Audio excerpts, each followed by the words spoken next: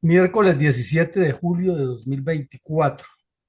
jornada matutina de la Fundación Excelencia, Liderazgo y Transformación, con la emisión número 584 de la Memoria Histórica aún no contada, y el tema es el secuestro y el asesinato de algunos de ellos, de 12 campesinos perpetrado por una cuadrilla de las FARC encabezada por Januario Valero, uno de los criminales fundadores de este grupo criminal, de este grupo terrorista, y uno de los delincuentes con mayor prontuario como miembro del Partido Comunista Colombiano en esa región donde se crearon las autodenominadas repúblicas independientes. Estos hechos ocurrieron como consecuencia de una importante operación que realizaron las fuerzas militares por segunda vez contra el enclave narcoterrorista que estaba fundando el Partido Comunista en la región del Pato, en límites de Huila, Meta y Caquetá, como parte de la ofensiva del Estado colombiano contra este grupo delincuencial que estaba tratando de formar una republiqueta independiente desde la cual lanzarían el avance hacia la toma del poder, pero que definitivamente lograron su cometido porque hoy tienen hasta reconocimiento de comunidades especiales campesinas y tienen también sus propios delincuentes armados que ejercen la autoridad como si no existiera el Estado colombiano allá, después de 6 décadas de lucha del ejército contra estos delincuentes, siempre torpedeada por la intercesión de dirigentes politiqueros corruptos. Bien, coronel, podríamos hacer un bosquejo de la situación político-estratégica que experimentaban las FARC a comienzos de 1968. Claro, vamos a ver aquí algunos puntos que coinciden con otros que hemos hablado. Resulta que en el año 66 se desarrolló la segunda conferencia constitutiva de las FARC que le trazó las líneas de cómo ir ocupando algunos sectores de la cordillera central y oriental y con el propósito de extenderse hacia el resto del país en núcleos geoestratégicos previamente diseñados y analizados por la dirigencia del Partido Comunista, previendo copar todo el país y generar una guerra de guerrillas simultánea que le permitiera al comunismo armado y desarmado llegar a la toma del poder. En ese momento estaban, en ese sentido, desarrollando un crecimiento armado y un acumulado que lo evaluaban permanentemente de lo que les iba dando la experiencia de la acción criminal con guerrillas, con ataques a miembros de la fuerza pública, con asesinatos de campesinos, con organización clandestina de redes de apoyo, y estaban preparando todo lo que tenía que ver con la previsión, la programación, la temática, la orientación que le iban a dar al grupo terrorista a partir de la tercera conferencia de las FARC que se celebraría un año después en la región del Guayabero, dirigida por Jacobo Arenas y Tiro Fijo. Entonces estaban en ese proceso de acumulación de información y de evaluación de lo que habían logrado después de la segunda conferencia. Al mismo tiempo, el Partido Comunista como tal presentaba unas fuertes escisiones que se materializaron, como lo hemos explicado ampliamente, en la aparición del EPL con unos objetivos geoestratégicos en la zona de Sinú, anticipándose a las FARC, que tenían también en la mira esa región, incluido el Urabá. En la JUCO, la Juventud Comunista, se presentó una decisión fuerte, un cisma, ya que usualmente de la Juventud Comunista salía gente para las FARC y el ELN, y Diego Montaña Cuellar era el que les daba la bendición. Pero esta vez con la rebeldía de Jaime Bate Mancayón y otros delincuentes como Navarro, etcétera, se fue formando un grupo que eh, tenía nexos con los liberales del MRL y con otros delincuentes comunistas que a la final, un año y medio después, fundaron o dieron pie para crear el M-19 con ocasión del fraude al general Rojas Pinilla en las elecciones de 1970. Y el ELN, por su parte, como lo hemos visto, ya venía desarrollando su propia dinámica e imponiendo el terror interno, fusilando a sus integrantes. Eran tres características muy claras. Como es obvio de entender y de deducir, pues iniciaron a presentar pugnas territoriales con el EPL en la zona que ya hemos mencionado varias veces, también en el Cauca y con el ELN en los Santanderes comenzaron a haber ya dificultades porque cada uno quería controlar y fuera de eso quedarse con las bases geohumanas que ha constituido cada grupo. Entonces estos asentamientos fueron por la fuerza y víctimas los campesinos que quedaban en medio de los fuegos de estos delincuentes. Mm, Es la etapa final de la incorporación de remanentes del MRL que todavía no estaban claros, por ejemplo, en el Quindío y en el Valle, aún algunas cuadrillas de bandoleros liberales seguían delinquiendo, pero poco a poco eran cooptadas por los grupos terroristas de las FARC o eran eliminadas por la fuerza pública. Entonces quedaban en dos caminos y la disculpa que ya tenían estos bandidos del MRL, que eran secuestradores, asesinos, ladrones de fincas, era que el Estado los perseguía, entonces lo mejor era unirse a los bandidos comunistas de las FARC. Ese fue uno de los últimos retoques que tuvo esa situación. Como lo veremos hoy, y el caso de hoy es un secuestro, se desató una primavera del secuestro en todo el país. Todo el país, el EPL secuestraba en Urabá, en Montería, en otras regiones, el ELN hacía lo mismo donde estaba delinquiendo, y las FARC se han hecho célebres por los secuestros que venían increciendo, comenzando por el de Oliverio Lara y luego el de Harold Eder. Pero hubo muchísimos más secuestros cometidos por estos grupos terroristas y también lo hacían en las ciudades. Hubo un incremento del reclutamiento ya un poco más cualificado, no solamente de campesinos, sino que se incrementaron los estudiantes, los obreros, los sindicalistas, las mujeres, y se multiplicaron las acciones de terrorismo urbano en las cuales participaba activamente toda la membresía de la Juventud Comunista JUCO. Eh, Se desató una oleada de rechazo al Frente Nacional, los pasquines y documentos que publicaban los comunistas, como si todo lo que les hubiera permitido el gobierno de Lleras Restrepo no les... Y de remate, todas las posiciones de las FARC, especialmente que era el grupo que más insistía en la reforma agraria, eran contrarias a la reforma agraria que con bombos y platillos anunciaba Lleras Restrepo que ha logrado, ya que las FARC insistían que su reforma agraria era el documento constitutivo de ellos con el que crearon las FARC en 1964, cuando la llamaron inicialmente guerrillas del Bloque Sur. Entonces vemos que las condiciones o las características de la situación de las FARC en 1968 distaban muchísimo del supuesto plan y programa de paz que tenía ya en su tercer periodo el Frente Nacional. El coronel,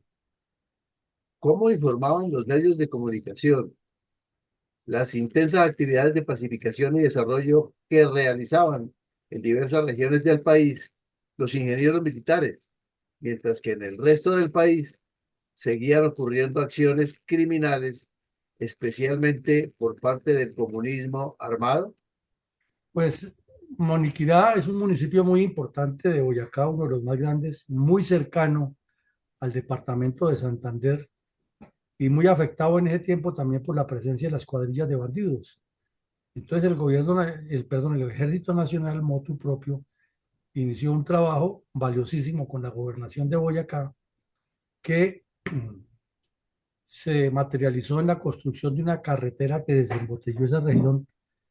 especialmente en la zona más agrícola y más potencialmente productiva, y trajo la integración de ese municipio a la vida normal del departamento. El general Pinzón Caicedo, que era el comandante del ejército, estuvo allá y participó en la inauguración de una obra que apenas necesitaba 6 kilómetros urgentes para desembotellar una región muy rica y darle mucha más dinámica a la vida comercial y social de ese municipio. Al mismo tiempo, en otras partes del país, como lo hemos visto aquí en Chaparral, Tolima y en el mismo departamento de Santander, el Valle del Cauca, en el Quindío, estaban las unidades del ejército desarrollando diversas labores de acción cívico-militar de algo que quedaba todavía del plan Lazo y que lo llamaban plan Andes, pero ya no tenía esa dimensión y este caso particular fue muy específico. Mi coronel, ¿qué acciones criminales estaban cometiendo en la región de Sumapaz las cuadrillas dirigidas por el bandolero Juan de la Cruz Valera Aldana, el capo comunista de la zona? Pues mi coronel, aquí le agregamos, antes de pasar a lo de Cundinamarca, en el Sumapaz, que mientras las fuerzas militares eh, estaban cumpliendo funciones que no les corresponden, porque ponerse a construir carreteras y toda esa cosa es un trabajo muy loable y muy necesario, pero no es la esencia de la fuerza militar. Pero le toca hacerlo porque el gobierno del Estado no lo hace. Vemos cómo el país se seguía descomponiendo y al frente contrastamos en la pantalla tres hechos, ¿no? Un asalto a la hacienda y a la casa del alcalde de Pibijay en el Magdalena, cometido por delincuentes supuestamente comunes de bandidos como las FARC. Y en Palmira, el asesinato de un concejal de la ANAP que seguía al general Rojas Pinilla. Y en Fontibón, uno de los tantos asesinatos que eran diarios. Pero eso era repetitivo, lo que llamaban la página roja del periódico. Entonces uno contrasta una cosa con la otra y se da cuenta que el gobierno nacional no daba pie con bola ni en el control de la violencia política de los comunistas, ni en el control de la violencia política de los remanentes del MRL y otras cuadrillas de bandidos, pero tampoco daba pie con bola en la seguridad de los ciudadanos comunes y corrientes contra la delincuencia común. Entonces, en ese orden de ideas, el bandolero Juan de la Cruz Varela Aldana, que era el cabecilla de todas las cuadrillas de bandidos de la región del Sumapaz, del Partido Comunista, tenía una guerra a muerte con un señor de nombre, de apellido Vargas, y lo perseguía a muerte, se perseguían a muerte porque el otro tampoco se quedaba quieto. Entonces, quien estuviera con don Antonio Vargas, como le decían los campesinos, don Antonio, o quien trabajara para las fincas de don Antonio y de sus copartidarios liberales en Pandi, Cabrera y Cononso, eh, Venecia y otros municipios cercanos, Pasca, Sagasugá, etcétera, quien tuviera algún nexo con el señor Vargas, que era el dirigente liberal de la región, era objetivo militar de la FARC, el Partido Comunista. Entonces, había un dirigente cafetero muy conocido en la región de nombre Leonidas Londoño, de origen antioqueño, y era uno de los más dinámicos en la producción de café, porque es una zona que es cafetera, que produce un grano de alta calidad. Y no les pagaba la cuota a a los comunistas y por el contrario era cercano a don Antonio Vargas, como le decían los campesinos, don Antonio, yo era el don. Entonces fue buscado para asesinarle, se salvó de milagro y le asesinaron a cuatro personas de la finca, desde luego el mayordomo y su esposa. Eso se llama la finca El Caracol. Y sin embargo, el gobierno del señor Lleras, que estaba empeñado en su cuento de la reforma agraria, le daba una importancia al bandolero Juan de la Cruz Varela, que la tuvo hasta su final, porque luego ya cuando la alcaldía de Bogotá decidió crear alcaldías menores en la zona, inclusive la de San Juan de Sumapaz, este bandido era el que mandaba allá y los alcaldes iban a hablar era con él como si fuera el dueño de la región. Hasta estatua le hicieron en el municipio y hoy el Partido Comunista y los familiares de Varela lo ponen es como un luchador agrario, como un transformador y no como el bandido asesino que fue en esa región. Sí. Mi coronel, ¿cómo describieron los medios de comunicación el secuestro de 12 campesinos en los límites de Huila y Caquetá, perpetrado por una cuadrilla de las FARC encabezada por el terrorista Januario Valero, alias Oscar Reyes, tras la exitosa operación militar en El Pato a comienzos del 68? Pues resulta que una noche, más o menos a las 7 de la noche, en pleno desarrollo de la operación eh, en el Pato, la segunda operación grande que hizo el ejército, la primera fue en el 65, 66, la segunda fue a comienzos del 68 para destruir ese enclave comunista armado que tenían allá una republiqueta independiente, los bandidos de las FARC. Entonces lo sacaron de allí y lo habíamos dicho en otro episodio, los bandidos mismos presionaron a muchos colonos a que se salieran porque era que el ejército los iba a fusilar, los iba a matar, los iba a torturar y un montón de mentiras. Entonces, ya en la huida los bandidos llegaron a la zona de San Bartolo, un caserío que es de la jurisdicción del municipio de Neiva, pero como hemos visto, Neiva en su zona urbana es muy cálido, está enclavado en el Valle del Magdalena, pero tanto a oriente como a occidente se extiende a lo profundo de las dos cordilleras, de la central y la, perdón, sí, de la central y la oriental. Entonces este caserío queda al oriente, ya muy cercano al Meta, y allí pues vivían campesinos completamente dedicados a sus labores agrícolas y sin hacerle ningún mal a nadie, pero como estaban las FARC, trataban de convertirlos en comunistas y los que no se convertían en comunistas eran ya objetivo de estos bandidos. Y es el caso de un señor de 75 años, un patriarca de la región, de nombre Estanislao González. El señor era un antioqueño que llegó desde su juventud a la zona a descumbrar monte y a fundarse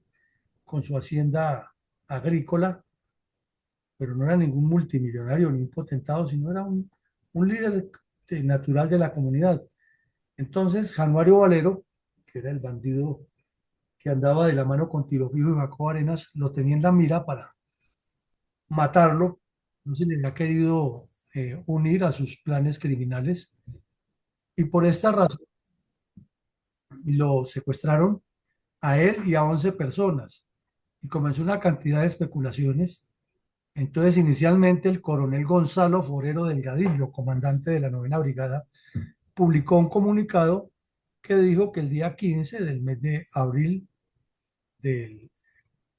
perdón, el 16 del día de abril del año 68,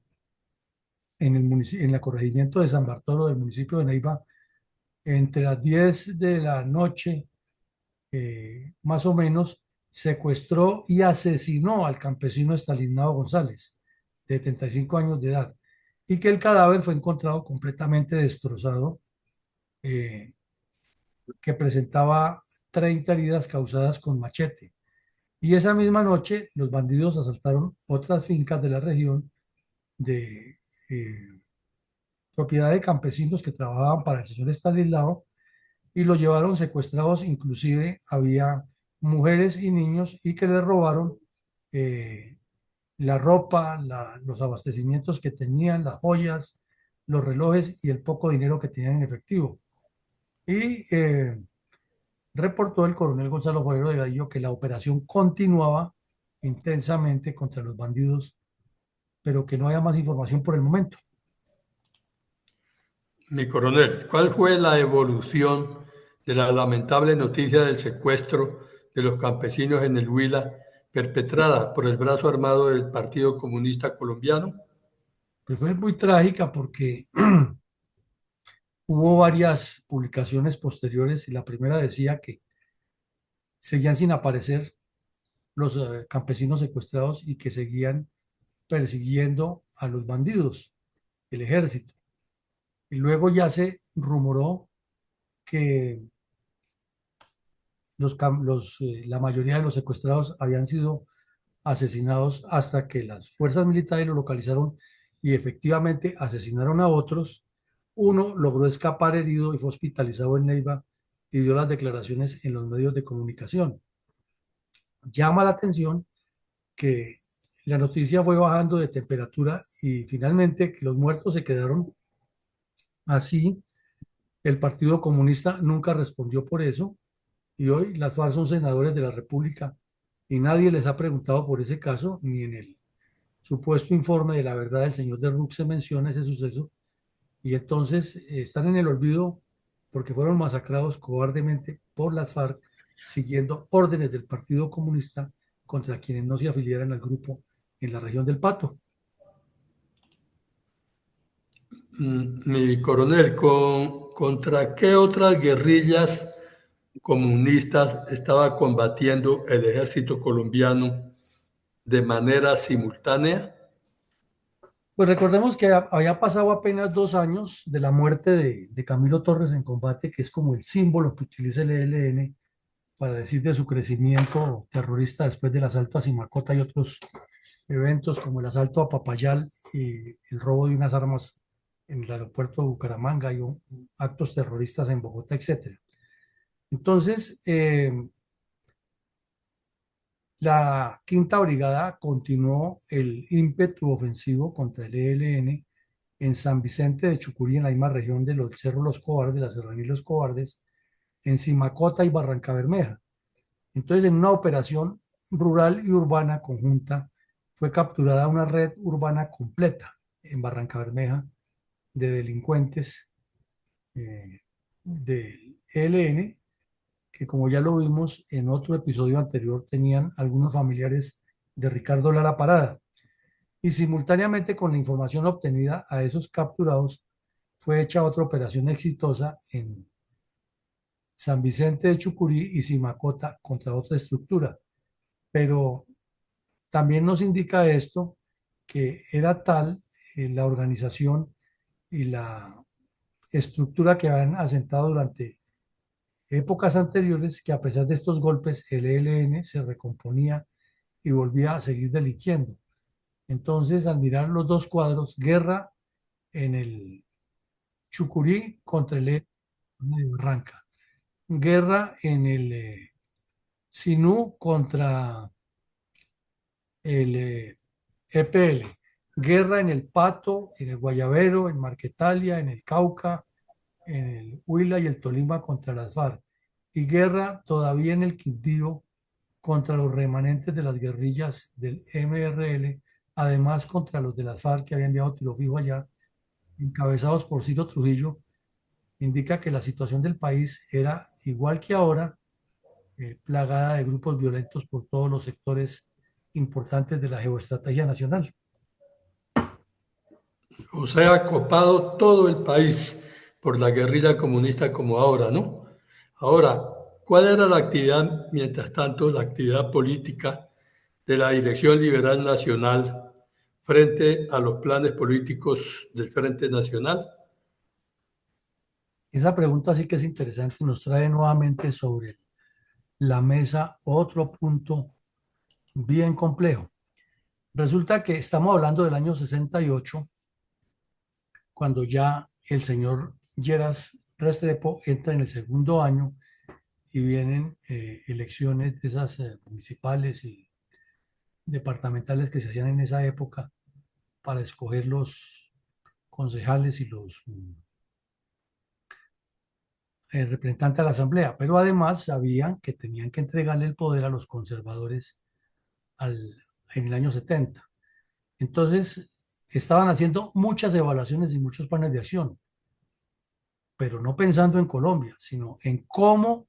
el Partido Liberal llegaba fuerte a pedirle al nuevo gobierno, que se sabía que iba a ser conservador, la repartija del poder. Y estaban una cantidad de politiqueros muy famosos de la época empeñados en trazar los planes de acción y la Dirección Nacional Liberal en una efervescencia de actividades intensas. Y alguien que tenía mucha influencia en el partido, que era el señor Echandía, tenía la esposa enferma en Estados Unidos y tuvo que renunciar al cargo. Entonces quedó y con eso renunció definitivamente a la política y acabó con su vieja aspiración de ser el eterno candidato en la sombra del Partido Liberal. Pero había otros como Hernando Durán Duzán, Fabio Lozano Simonelli, Augusto Espinosa Valderrama, que eran los eh, comodines que tenían Lleras Camargo y Lleras Restrepo y Turbay en la dirección liberal para mover las fichas, todas tendientes a dos cosas muy claras: a que Alfonso López Miquelsen con su grupo pseudodelincuente MRL no fuera a coger fuerza y le quitara fuerza al Partido Liberal, como lo decimos, no pensando en ideología ni nada, sino en la repartija del poder, era lo que más les interesaba. Y dos, que como la ANAPO crecía fuertemente, que no se fuera a romper ese pacto de cuervos que tenían liberales y conservadores, ganando a alguien distinto, bien fuera del MRL o del ANAPO, porque según ellos eso conduciría a la guerra. Entonces, como vemos, el Partido Liberal andaba en otro episodio, en otro escenario, mientras el país avanzaba a pasos agigantados al crecimiento de de esa guerrilla y de esa violencia tan evidente que vemos en diferentes regiones del país.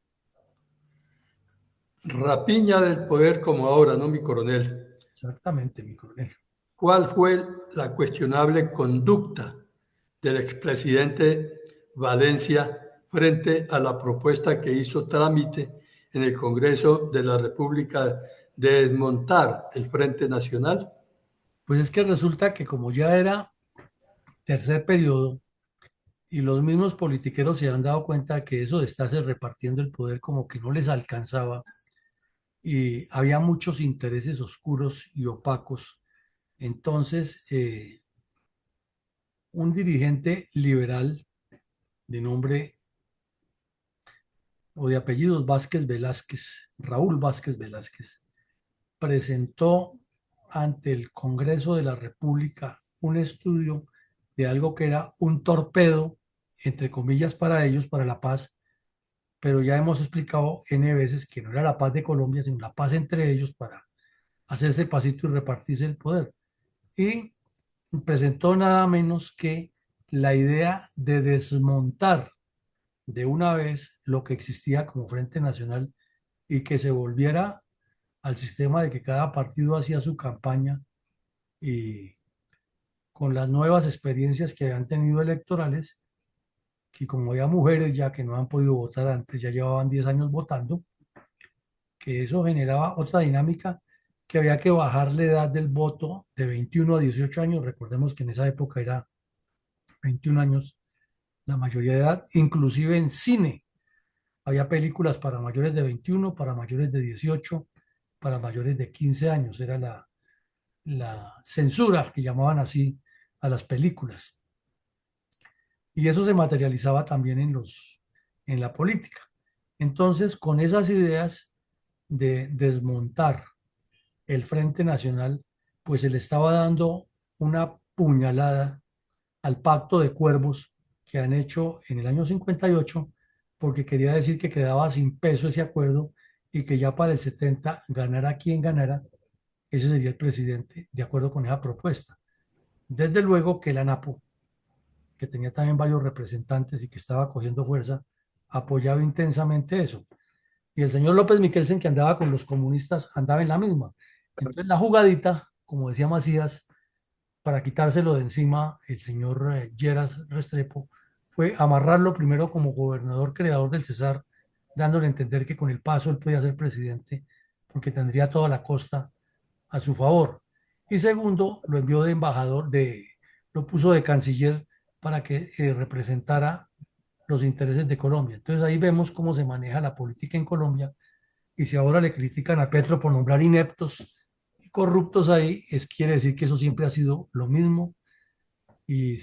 lo mismo hizo Álvaro Uribe para quitarse de encima a Noemí Sanín. La envió primero de embajadora a España y luego a Inglaterra para tenerla bien lejitos. Lo mismo hizo con Pastrana, que lo envió de embajador a París y se regresó. Con Serpa, que se lo envió de embajador a Estados Unidos. Y esa ha sido una estratagema que llaman el exilio dorado de la diplomacia. Pues en medio de ese exilio dorado de la diplomacia, enviaron al expresidente eh, Lleras, corrijo, Valencia, a que fuera embajador en España para tenerlo lejitos, ya que no hablaba inglés. Entonces era mejor tenerlo en España, donde estaba el gobierno de Franco. Y él estaba de embajador allá. Entonces se sobreentiende que un embajador no interviene en política, un embajador no se mete en los asuntos internos del manejo del Estado y menos si ha sido recién salido de la presidencia de la República, es mejor que tenga la boca callada y se quede quietico. Y cuando sonó el tema del desmonte, inmediatamente él, que era un audaz politiquero, convocó a periodistas para hablar de manera informal. Eran los periodistas los que iban a preguntarle a él. Un tipo que ya estaba en un ángulo muerto de la política, apareció y dio unas declaraciones dando a entender que primero él estaba completamente y frontalmente en contra de que se desmontara esa ley porque entonces su partido iba a ser traicionado. Y segundo, comenzó a decir que él estaba ya de embajador, pero que estaba dispuesto a regresar al país a reorganizar, como quien dice, a que me reelijan a mí si los otros no son capaces de defenderse. Eh,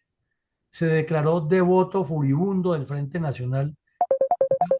el significado de la paz y de la tranquilidad en el país. Entonces, el señor Ye Valencia estaba violando todos los protocolos eh, y las normas de la buena conducta que debe tener un funcionario diplomático, pero pues la politiquería iba por encima de todo. Como se dice, ¿no, mi coronel? Pan y pedazo y arepa debajo del brazo, Exactamente. quería Valencia. Mi coronel, ¿hasta dónde llegaban los tentáculos de la corrupción con la célebre estafa de un delincuente belga a la administración municipal de Tunja en 1968? Pues, eso fue un novelón, eso fue un novelón y apareció un belga de apellido Rolus que tenía contratos de todo y por todo con el gobierno de Boyacá y había engañado a un poco de gente y era un tipo muy elegante, un bandido de cuello blanco. Y ese novelón se extendió a Popayán, a Tunja, mejor dicho, a distintas partes del país y terminó salpicando a altísimos funcionarios, como suele suceder, de los dos partidos, pero igual que con la Unidad Nacional de Gestión del Riesgo ahora del señor Petro, la culpa la tuvo un tubo y todos se acababan de enterar. Mi coronel, ¿cuál era la situación del sistema carcelario colombiano en 1968? Pues así como había gente corrupta metida en esa estafa tunja, que eso fue un novelón, es que se revisan los periódicos de esa época y fueron por lo menos 2 meses seguidos contando todo lo que pasaba y todos los días destapaban una olla podrida. Asimismo, se destaparon un montón de problemas en el sistema carcelario. Había una monja que era la directora del Buen Pastor y otro señor que era el señor Gutiérrez, que después fue presidente de la Federación de Cafeteros, que los entrevistaron en varios medios de comunicación para que informaran cómo eran las quejas que surgían de que la población carcelaria estaba sobrada, estaba exagerada y que cuál era la situación. Y comenzaron a destapar una cantidad de eventos que había ya, que había presos analfabetos, que había presos por cuestiones políticas que eran perseguidos porque no eran liberales o conservadores todavía, esos remanentes de esa violencia sin que les resolvieran los expedientes, que en las cárceles había mafias completas que controlaban, o sea, nada diferente a lo de hoy. Y pusieron sobre el tapete el tema, pero como vemos, los directorios liberal y conservador andaban en otros menesteres y pensando en temas diferentes a la paz del país. Mi coronel, sin duda que nuestros soldados y policías asesinados por los grupos terroristas, así como los campesinos que han padecido el terror comunista de las FARC, el EPL, el M-19 y el grupo terrorista también ELN y otros grupos criminales, merecen nuestro reconocimiento, nuestros soldados, con un minuto de silencio.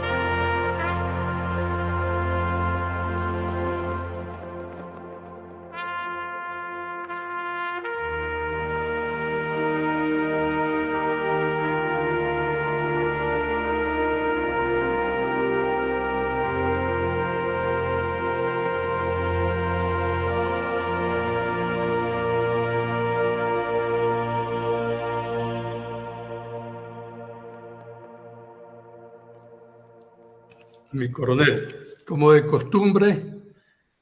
¿nos puede compartir algunas reflexiones estratégicas acerca del secuestro de los 12 campesinos en los límites de Huila y Caquetá, en ese tiempo caserío San Bartolo del municipio de Neiva, perpetrado por la cuadrilla de la FARC, encabezada por el terrorista Januario Valero, alias Oscar Reyes, tras la exitosa operación militar en El Pato a comienzos de 1968? Pues mi coronel, así por encima, viendo todo esto y viendo el desmadre y el desorden que se armó, no queda duda que fue el comunismo que construyó su propia versión y la ha sostenido. Y que desde luego para que el comunismo haya construido esa versión y la haya sostenido es porque el Frente Nacional marcó el inicio del fracaso de la politiquería tradicional y vemos que los dos partidos se fueron sepultando solos y hoy en día son unas agrupaciones comerciales de votos que no tienen ningún peso específico en ideología, sino que manejan por tradición algunos seguidores y otros por la corruptela y los mecanismos de trapacería que utilizan. Desde luego indica que el gobierno del señor Aguirre Restrepo fue el principio del fin del Partido Liberal porque vino posteriormente el de López Miquelsen, que fue más una mixtura de izquierdas y de politiquería y de corrupción que de proyectos liberales. El de Turbay,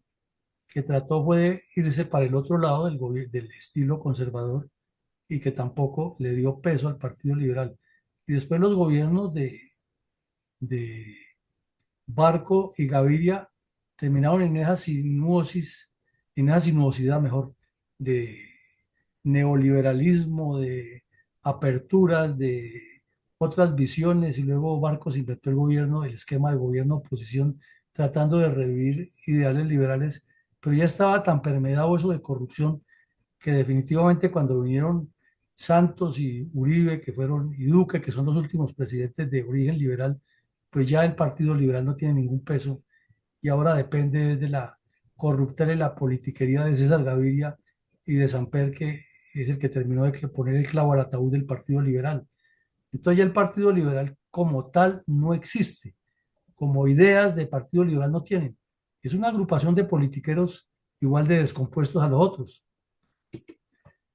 Eso mismo indica que hay una realidad que esa politiquería ha estado confrontada con el drama del resto del país sin que traiga soluciones, sino cada vez se ahondan más los problemas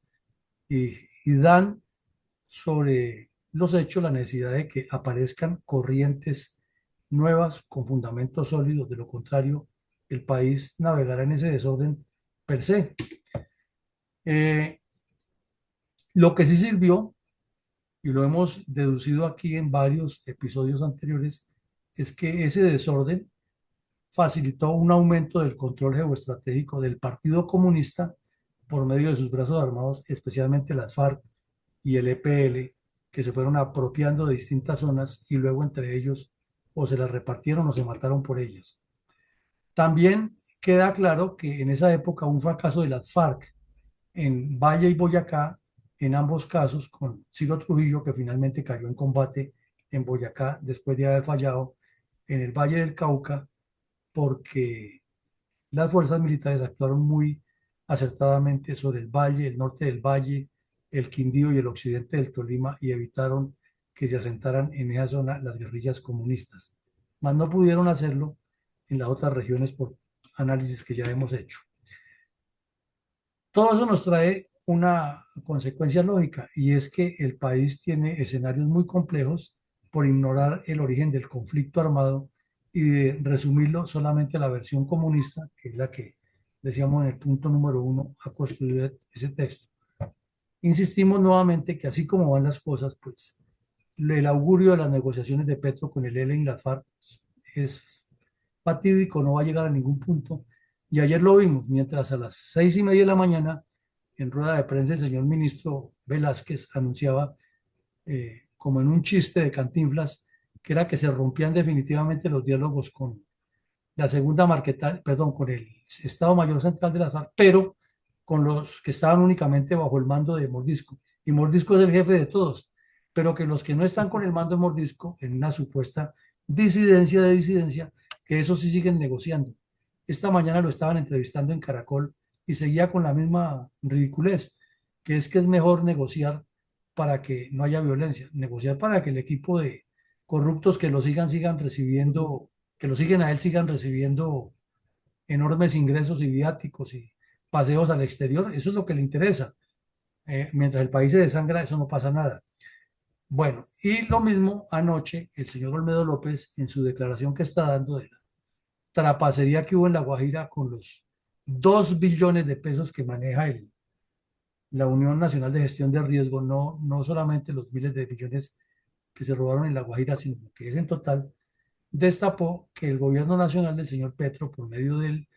ministro de Hacienda y de otros personajes, le han dado la orden que le diera plata de esa al ELN para que no siguiera secuestrando y para que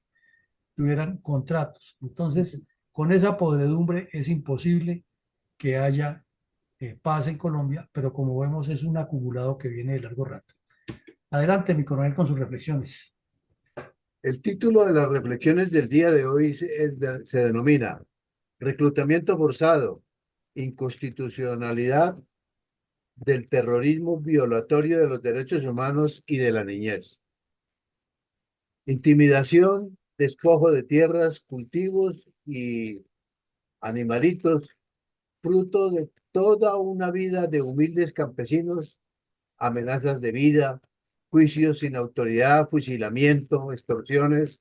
etcétera, etcétera, etcétera. Todos, a cual más de execrables, pero el más infame de todos es el de arrancar de los senos familiares la niñez, que merece vivir libre y gozando de las bondades que mi Dios nos da a todos. Pues el simple hecho de llevárselos no es para darles una educación y una vida que se merecen, no, se los llevan para que bandoleros hoy en el Congreso abusen de ellos, sea la condición que sea, mujeres, niñas u hombres, niños, violados por igual y donde no accedan a las pretensiones de los jefes, entre paréntesis, no comandantes, los jefes bandoleros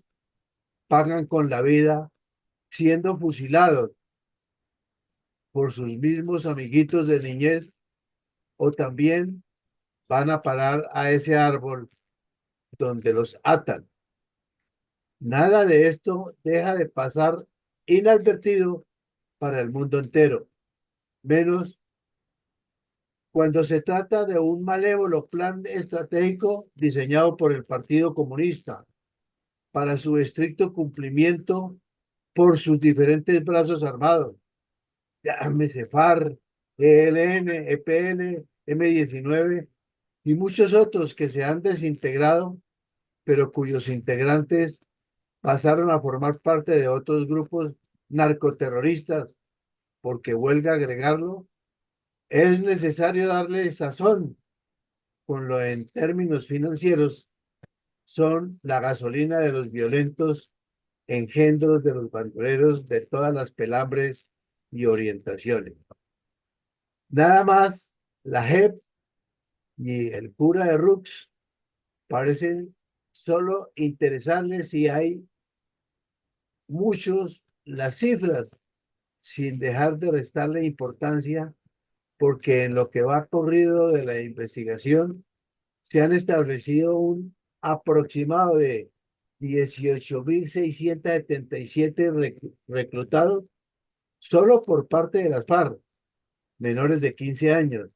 a quienes las FARC han dado utilización sistemática en un lapso de 1996 al 2016. Solo estos 20 años. ¿Y los restantes qué?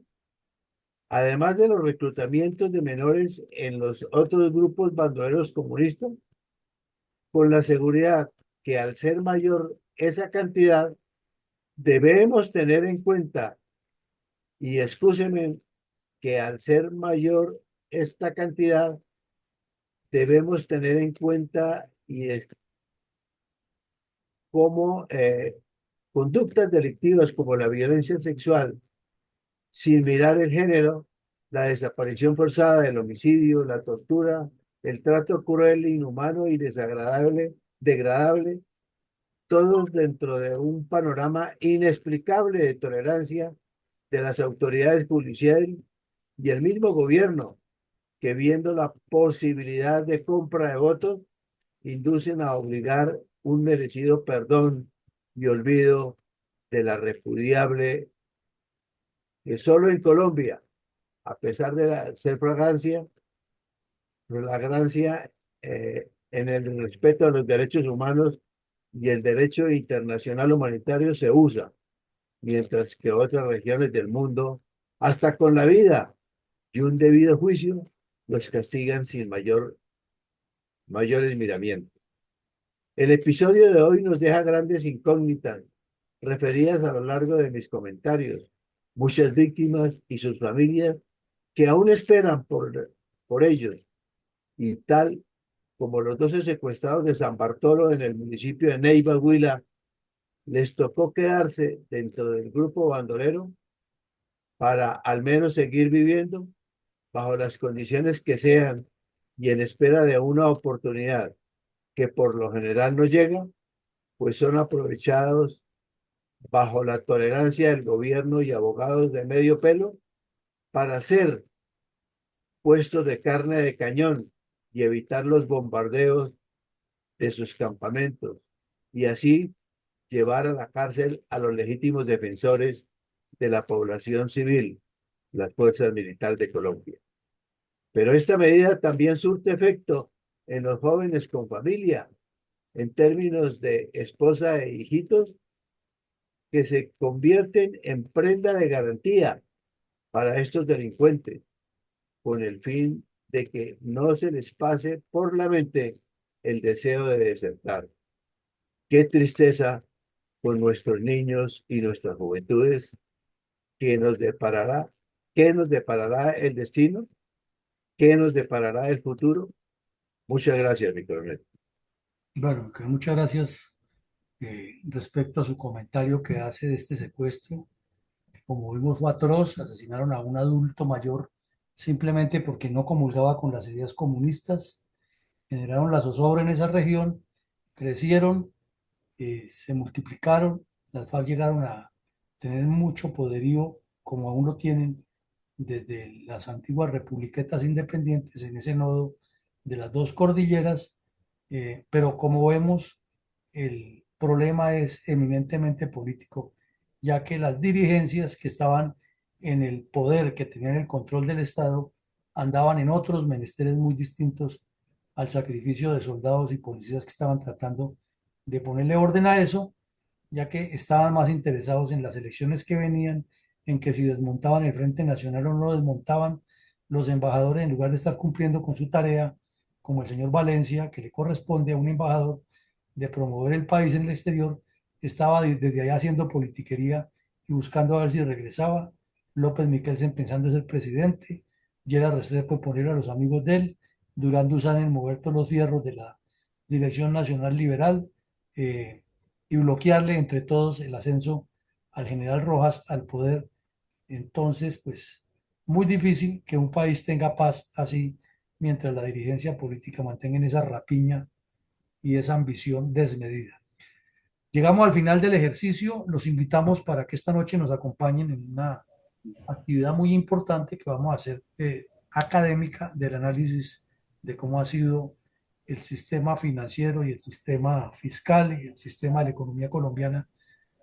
con la ingeniera Rosalía Medina.